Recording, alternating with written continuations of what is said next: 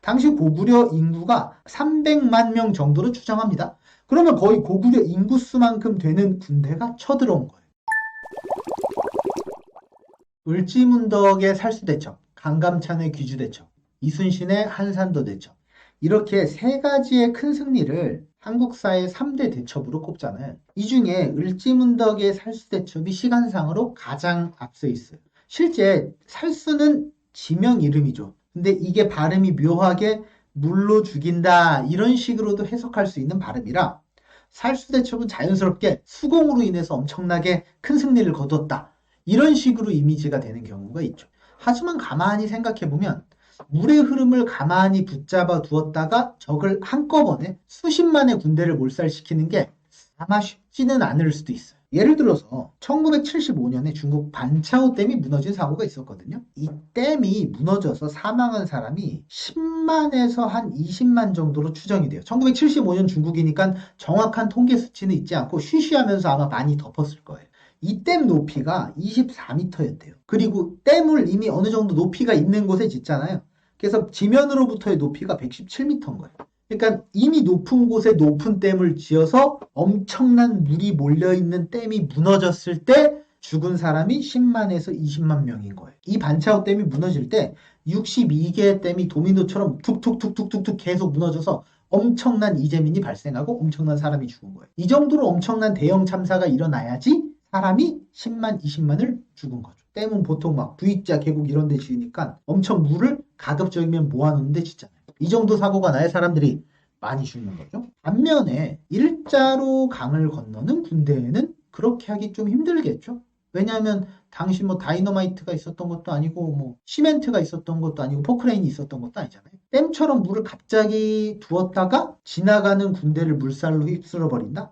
이건 좀 상상하기 쉽지 않죠. 그래서 역사가들이 일반적으로 생각하기로는 어떻게 했을 거냐면 군대가 이렇게 지나가고 있을 때 약간 상류에서 물을 잡아놨을 것이다. 그래서 수위를 약간 낮춰놨을 것이다. 그러다 강을 건널 때 이 잡아놓은 것을 풀어서 수위를 약간 높여서 물살을 세차게 했을 것이다. 그래서 군대를 나누었을 것이다. 군대가 나뉘었으니까 각계격파를 했을 것이다. 라고 생각을 하는 거죠. 그러면 여기서 질문이 생길 수 있어요. 군대를 각계격파하기 위해서는 수나라 군대 숫자가 엄청 많았잖아요. 평양성으로 바로 간 별동대 군대가 30만이었는데 이 군대가 나뉘는 것이 가능했다 하더라도 이 나뉜 군대를 과연 공격할 수 있었을 것인가? 이 군대가 만약에 애초 빵빵한 전력을 갖고 있었다면 나뉘었다고 해도 이 각각의 군대 수도 10만, 20만 됐을 거 아니에요. 공격하기 쉽지 않았겠죠. 그래서 이 공격하기 전에 이 수나라 군대가 이미 지쳐 있어야 되고 이미 전의를 상실하고 이미 배고파서 굶어 죽을 지경이 되었어야만 이 살수대첩이 가능한 작전이었다는 것이죠. 그래서 이 배경을 알아보는 것이 훨씬 더 중요한 것이죠. 자, 사실 이 살수대첩을 만든 을지문덕 장군은 알려진 바가 거의 없어요. 언제 태어나서 언제 죽었는지도 몰라요. 관직이 뭐였는지, 직위가 뭐였는지도 몰라요. 사실 이 을지문덕 장군이 삼국사기에 기록이 돼 있거든요. 을지문덕 편에 기록이 돼 있는데 굉장히 훌륭한 사람이다 라고 여기저기서 이제 칭찬을 많이 하죠. 그러면 이 칭찬을 했기 때문에 이런 사람이 있었구나라는 정도 아는 거지 사실 이 기록도 아니었으면 을지문덕 장군이 있었는지 아무도 몰랐을 거예요. 그렇기 때문에 이 장군에 대해서는 아는 것이 없기 때문에 그 당시 국제적인 배경을 더 살펴봐야 될 필요가 있는 거죠. 중국은 주변국들을 침략하는 조건이 있어요. 간단해요. 중국이 자기들끼리 나눠져 있으면 자기들끼리 치고받고 싸우느라고 주변국들을 침략할 여지가 없어요. 반면 중국이 하나로 통일되면 밖으로 나가게 되죠. 이건 중국이든 일본이든 마찬가지예요. 자, 당시 국제적인 정세를 보게 되면 수나라가 400년 가까이 분열돼 있었던 중국을 통일합니다. 400년 만에 중국이 통일되니까 얼마나 기세등등해요. 그래서 수나라는 주변국들에게 영향을 끼치기 시작합니다. 수나라가 당시 초강대국이었고 돌궐 그리고 고구려가 강대국 정도 됐을 거예요. 근데 이런 강대국들도 수나라가 워낙 초강대국이기 때문에 맞서서 싸울 수가 없어요. 그래서 눈치를 볼 수밖에 없어요.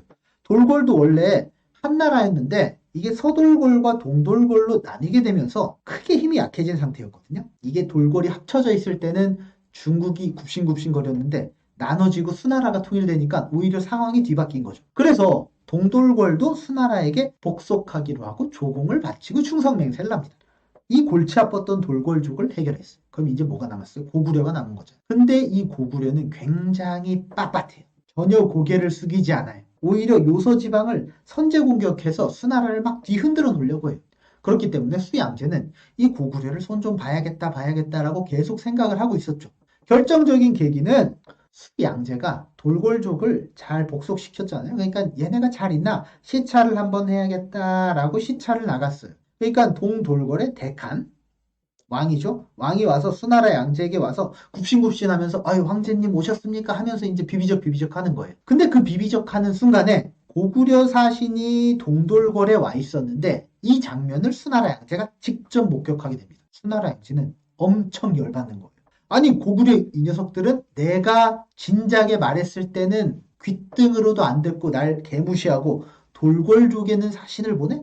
게다가 돌궐족과 고구려가 서로 연합을 해서 수나라에 대항을 하면 굉장히 골치가 아파져요. 중국에선 항상 북쪽을 잘 관리해야 되는 입장이었잖아요. 반면 고구려는 어떻게든 돌궐과 연합을 해서 수나라에 대항할 수 있는 발판을 삼아야 되고, 그래서 수양제는 이 돌궐과 고구려가 연합하는 것을 극도로 경계했기 때문에 엄청나게 분노하게 됩니다. 그래서 이것이 하나의 계기가 되어서 수양제는 고구려로 출정을 하게 됩니다. 자, 중국의 탁구 선수가 4천만 명 있다고 하잖아요. 지금 남한의 인구가 한 5천만 명쯤 되지 않나요? 거의 인구수만큼 탁구 선수가 있는데 당시 수양제가 출전시킨 병사는 113만 명 정도로 알려져 있죠. 이 113만 명의 병사가 전투병만이었는지 보급부대 포함이었는지 모르겠지만 보급부대가 만약에 따로라면 한 100만 명쯤 됐을 거예요. 그러면 200만 명쯤 군대가 출전했겠죠. 당시 고구려 인구가 300만 명 정도로 추정합니다. 그러면 거의 고구려 인구수만큼 되는 군대가 쳐들어온 거예요. 수양제가 이때 동원한 병력은 1300년이 지나서 1차 세계대전이 되어서야 깨질 만큼 어마어마한 병력을 동원합니다. 수양제는 진짜 나라의 모든 것을 걸고 도박을 했거든요. 고구려는 비교적 조그마한 나라 같은데 수양제가 왜 이렇게 국군을 걸다시피 해서 이 병력을 동원했는지 그 점에 대해서는 나중에 다른 영상으로 한번 다뤄보도록 할게요. 어쨌든 수양제가 고구려를 이렇게 침공을 하는데 맨 처음에 초입인 요동성으로 진군을 하게 되죠. 당시 요하가 이렇게 흐르고 있었고 요동성은 바로 이 요하 건너편에 위치해 있었습니다. 수나라가 서쪽에서 진군을 하게 되죠. 근데 요동성이 쉽게 함락이 되지 않는 거예요. 당시 고구려는 군사적인 수단이 하나 있었고 심리적인 수단이 하나 있었거든요. 군사적 수단은 청야전술이에요. 청야전술은 고구려 땅이 이렇게 있고 성이 이렇게 있잖아요. 그러면 이 고구려 성 주변을 다 불태워버려요. 싹 불질러버려요. 그리고 남는 식량을 몽땅 성 안으로 갖고 들어오는 거죠. 그러니까 성 안에만 폭삭 들어가 있고, 그것도 산성이죠.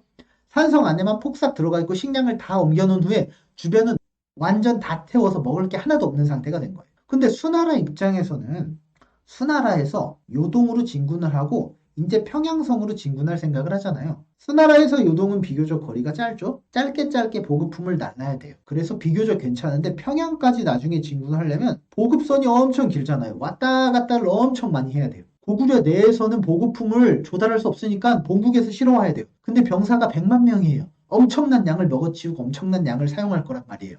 이 보급품을 엄청나게 긴 보급선을 통해서 갖고 와야 되니까 이게 장난이 아닌 거예요. 그러면 고구려는 중간에 게릴라 부대를 동원해서 이 보급 부대를 괴롭혀서 중간에 탈취하고 막 뺏어오고 그렇게 하겠죠. 옆구리를 쿡쿡 찔르듯이 고구려가 계속 공격을 하니까 수양제는 엄청 괴로워집니다. 이런 상황에서 요동성을 점령하기 위해서 엄청난 애를 쓰는 거죠. 근데 요동성이 그래도 수나라가 쪽수를 밀어붙이니까 요동성이 떨어질 것 같아요. 자, 이때 고구려는 어떻게 합니까? 심리적 전술을 병행합니다.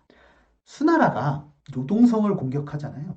공격이 너무 거세져요. 고구려가 좀 위험할 것 같아요. 뭐 해요? 항복해요. 갑자기 백기를 드는 거예요. 항복! 우리 이 정도면 열심히 싸운 것 같아. 이제 항복할게. 수나라 황제에게 우리의 뜻을 전해줘. 그러면 이 여동성을 공격하는 현장 지휘관이 있잖아요. 지휘관이 자기가 혼자 결정할 수 있는 게 별로 없어요. 그럼 어떻게 해요? 후방에 수양제가 있잖아요. 수양제에게 보고를 해야 돼요. 근데 수양제는 가장 안전한 후방에 있었겠죠.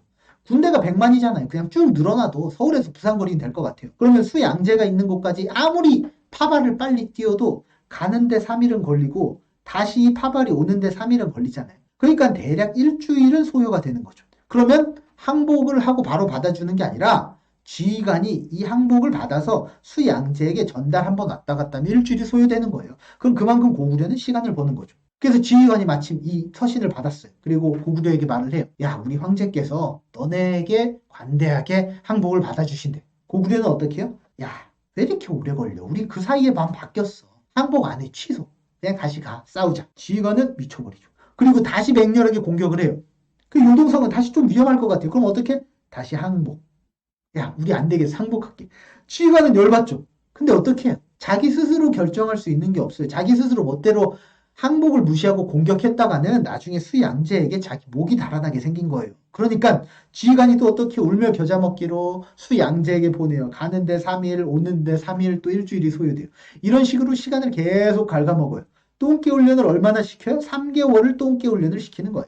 그러면 여기서 똥개 훈련을 시키면 먹을 거는 식량은 식량대로 떨어지죠. 사기는 사기대로 꺾이죠. 더 이상 전쟁을 진행할 수가 없어요. 그래서 요동성을 이래나 저래나 함락시킬 수가 없는 거예요. 그래서 얘네들이 짱구를 불리기 시작합니다. 야, 요동성 도저히 이거 안 떨어지고 얘네 전략에 우리 말린 것 같아. 어떻게 할까? 지금 요동성 있는데 야, 생각해보니까 평양까지 거리가 얼마 안 되더라. 우리 그냥 요동성 묘시하고 평양을 바로 공격하면 안 돼? 그냥 건너뛰자. 요동성 점령 안 해도 돼. 평양만 점령하면 되잖아. 그래서 요동성을 건너뛰고 평양으로 바로 공격하는 전략을 짭니다. 그래서 별동대를 편성을 하죠.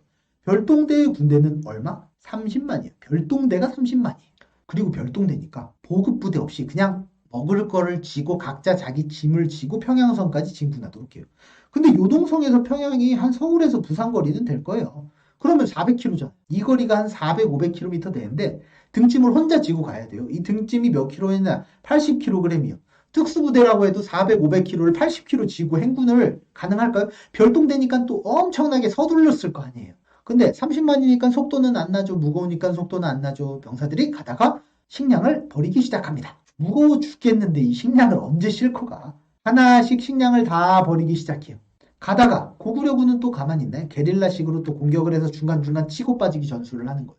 이런 식으로 진군을 급하게 하고 평양성에 마침내 도착을 하게 됩니다. 근데 더 이상 평양성을 공격할 힘이 나질 않아요. 을지문덕 장군은 그 사실을 잘 알고 있었습니다. 그래서 최후 통첩을 날리게 되죠. 야, 너네 여기까지 오느라 고생 많았어. 우리가 명목상 항복은 해줄게. 근데 그냥 조용히 이제 돌아가. 조용히 돌아가면 우리가 명목상 항복은 해주는데 조용히 돌아가지 않으면 너네 좀 많이 다칠 거야. 어떻게 될지 모르니까 내 말 듣는 게 좋을걸? 이라고 최후 통첩을 가장한, 협상을 가장한 협박을 날리게 됩니다. 사실 이 별동대도 어떻게 할 수가 없어요. 평양성을 더 이상 공격할 힘이, 여력이 남아있지 않아요. 올 때까지는 무거워 죽겠는데 식량도 가는 길에 다 무겁다고 버려가지고 와보니까 배고파 죽겠어요. 어떻게 합니까? 다시 도망가야죠. 울며 겨자 먹기로 다시 평양성에 왔다가 돌아가게 됩니다. 그리고 어디 도착합니까? 살수에 도착을 하게 되죠.